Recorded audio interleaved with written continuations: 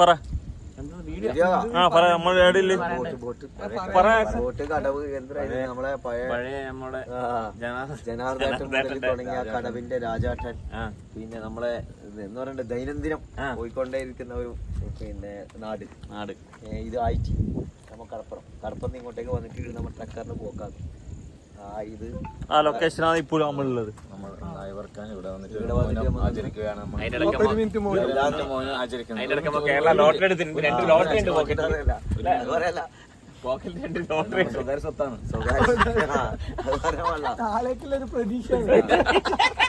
പിന്നെ അല്ലെങ്കിൽ നാളെ കഴിഞ്ഞാൽ 3 മണി ഇൻസൈഡ് ഉണ്ടാവില്ല.